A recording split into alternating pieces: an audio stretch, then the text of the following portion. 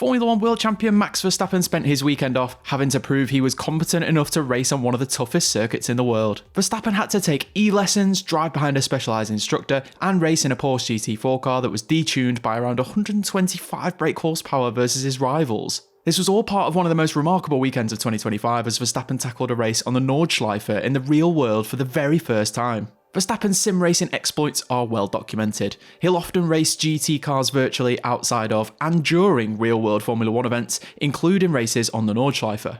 And don't forget, he's already driven the real thing when he tested a Ferrari GT3 car earlier this year. Or sorry, should we say Franz Hermann has tested on the Nordschleife before. Plus, we know Verstappen's even weighed up buying a MotoGP team too, so his proper racing passion has always been extended well beyond simply driving for Red Bull's Formula 1 team. But Verstappen actually competing at the Nordschleife after winning F1's Italian Grand Prix is Verstappen's biggest and most complicated venture outside of F1 yet. And it may have been a weekend off the day job, but this was a nerve-wracking, complex operation where Verstappen faced a real battle to earn a license to race more powerful cars. You might be thinking, why does one of F1's greatest drivers ever need to earn a permit to race anywhere? Surely he's good enough to race anything. Well, the Nordschleife demands more respect than any other circuit, so nobody gets a free pass, not even F1 champions. The 15.77 mile Nordschleife circuit that incorporates some of the recent ex-F1 Nürburgring circuit offers a unique driving challenge that's unlike any other in the world. It also requires a DMSB permit Nordschleife, a mandatory requirement in order to participate in a race of the Nürburgring Endurance Series or the Nürburgring 24 Hours. The Nürburgring 24 Hours is the most illustrious race on the Nordschleife, and conquering it has long been one of Verstappen's racing goals. In addition to sufficient racing experience or participation in DMSB-approved driver training courses, DMSB being Germany's racing governing body, passing an e-learning course is also a prerequisite for obtaining the necessary permit, which is currently issued in 3 levels, A, B and C. Holders of an international license, such as Verstappen, can skip the C license and apply for a B license. But to participate at the top level of the Nürburgring 24 Hours in a GT3 car, which is Verstappen's final objective, you need Permit A. And there is no direct way to Permit A. You receive it only through race experience in less major events at the track, or by doing 1 or 2 NLS races in a Grade B car like the Porsche 718 Cayman GT4 CS or the BMW M2 CS. That meant Verstappen first needed to tackle the Nordschleife in GT4 machinery, or putting it in F1 terms, Verstappen had to start in F3 before being permitted to race in F1.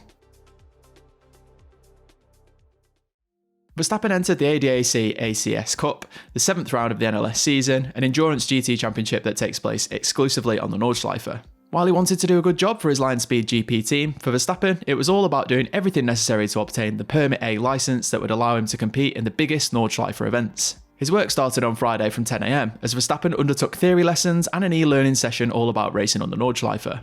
There are unique rules that wouldn't be familiar even to an F1 world champion, such as the Code 60 and Code 120 speed limits, or even the use of indicators, which signal to another competitor which side you are moving to let them pass. An e-learning session is a requirement for all competitors every year when renewing their license. In the afternoon between 2 and 4 PM, the rookies were to complete 8 laps of the track behind an instructor, who will in particular showcase all the different racing lines. Next up, 8 laps at the wheel of their designated race car between 4 and 6 PM during a free practice session. Don't forget, lap times at the Nordschleife can be around 8 or 9 minutes in these cars, so 8 laps would take you well over an hour. Verstappen was given a slight reduction in what he needed to do given he holds a super license, but he still had to pass those requirements on Friday in order to be allowed to race on Saturday, where he'd be fighting for his Permit A license. Verstappen got behind the wheel of a Porsche 718 Cayman GT4 CS in the colours of his Verstappen.com team, with fellow frequent sim racer Chris Lullum sharing the car with him. They raced with a big Permit B sticker on the back of their car, essentially the equivalent of the big L learning sticker you might see on the roads. Officially, to obtain the Permit A driver must have 2 results in 2 different events with no penalty, and at least 14 race laps in total. But new for this year, only for FIA Platinum or Gold drivers, and Verstappen is classed as a Platinum driver, 2 results from one event can be accepted. Drivers competing across 2 different cars is a common practice in Nordschleife events, and this is exactly what Verstappen attempted to do in the 4-hour race on Saturday, though it didn't quite go to plan. Saturday rolled around and what is a fairly niche motorsport series enjoyed record viewership online. Well over 1 million people watched it live, with plenty of Verstappen fans making the voyage in real life too, just to see him race. Verstappen's goal was simple: complete 14 racing laps across the 2 cars he was entered in. Verstappen had qualified the number 980 Porsche strongly on Saturday morning ahead of Nordschleife veterans, but from the outside it looked as if a disaster had struck at the rolling start, as Verstappen was swallowed up by a host of cars on the run down to turn 1, sinking from the front deep into the middle of the pack. But this wasn't a car problem, but a very handy visual guide of how detuned his Porsche GT4 car was. As he and 22-year-old teammate Lullum are Nordschleife rookies, their Porsche engine was restricted to just 300 brake horsepower, less than an F3 car, let alone an F1 car. And more importantly, 125 brake horsepower lower than their GT4 rivals. Verstappen persevered and ran a trouble-free opening stint of 7 laps in mixed conditions before ticking off the remaining laps to pass the threshold. The 980 finished in 27th place in a field of 114 cars, 3 laps down on the race winners. But don't forget, those race winners were in GT3 machinery that Verstappen never had a chance of matching. As you'd expect, Verstappen was very quick. He'd impressed in qualifying, and he and Lullum finished as the highest placed Permit B Cup 3 entry. Making lap time comparisons is tricky given Verstappen's power deficit and the changing conditions, but there were times when Verstappen was lapping over 10 seconds quicker than the next best detuned Porsche in the class. So Verstappen had ticked off what was needed of him in the number 980 Porsche and more. But remember, he needed to drive 2 different cars to get the licence. And unfortunately, his other entrant, the number 89 Porsche, had crashed in qualifying and couldn't make the start. Verstappen wasn't able to race it once he'd hopped out of the 980 Porsche. Therefore, on paper, he hadn't met the licence criteria. This meant his fate was in the hands of the Nordschleife committee.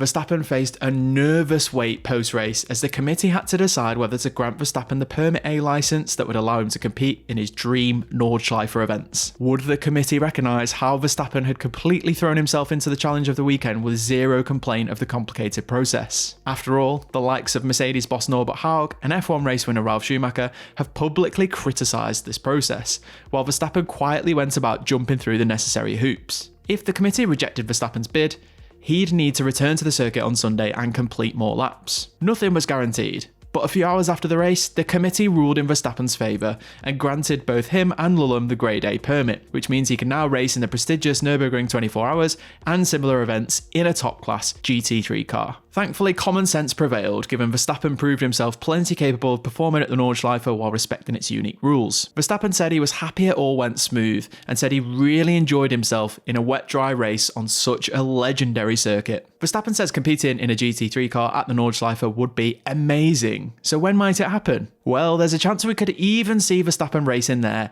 after the very next Formula 1 race, as the next round of the NLS takes place on September 27th, the Saturday in between the F1 weekends in Azerbaijan and Singapore. Looking further ahead, the annual Nürburgring 24 Hours will take place in mid-May next year, conveniently in between F1 races in Miami and Canada. Plus, there's always the open question of how long Verstappen will stick around in Formula 1. He has a contract until 2028, but there are clauses that could see him leave before then, plus no guarantee that he'll sign another contract beyond that. It would be tempting to wonder if Verstappen could be involved in Ford's upcoming hypercar program, especially given Ford's partnership with Red Bull. Verstappen has spoken of his ambitions for racing outside of F1, including the prospect of racing at Le Mans with his father Jos, who took an LMP2 class victory there in 2008. Fitting that in alongside a punishing 24-race F1 calendar wouldn't be easy, but as Verstappen's shown this past weekend, if it's something he's passionate enough about, he'll find the time and dedication needed to excel in it, even as a complete learner driver.